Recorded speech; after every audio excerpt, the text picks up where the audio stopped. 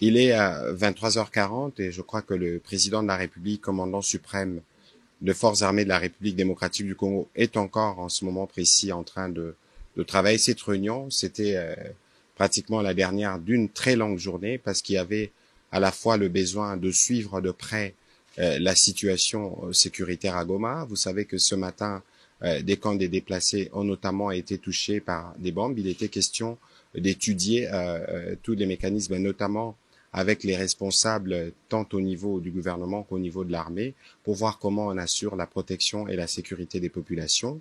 Parallèlement à cela, vous avez suivi qu'il y avait aujourd'hui, à la demande de la République démocratique du Congo, une réunion publique du Conseil de sécurité qui s'est tenue spécialement ce dimanche, où la ministre d'État, ministre des Affaires étrangères, a eu l'occasion de présenter la situation globale et c'est que la République démocratique du Congo souhaite.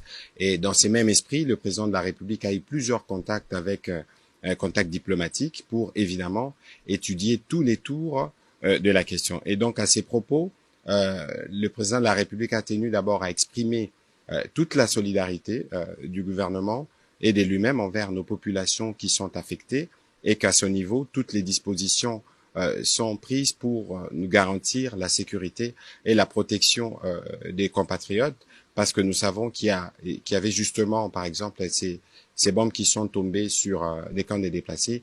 Il faut s'assurer que les vies humaines sont préservées. Voilà, en synthèse, les tours des questions qui ont été abordées ce soir autour du président de la République. Nous sommes dans une situation de guerre où l'actualité évoluée, elle peut évoluer à tout moment. L'idée ici, c'était de regarder qu'est-ce que nous devons faire pour assurer que nous avons protégé nos populations.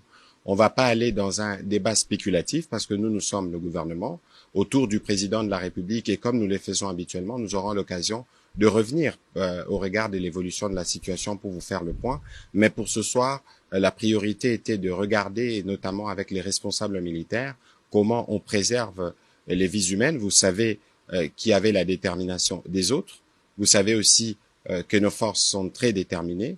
Et donc, au milieu de cela, il y a une population. Je pense que cette population, le devoir du président de la République et du gouvernement, c'est de s'assurer de leur protection. Et c'est cela qui a fait l'objet aussi des contacts diplomatiques du président pour lequel nous aurons l'occasion de revenir en détail dès qu'il y aura des éléments à partager. Merci.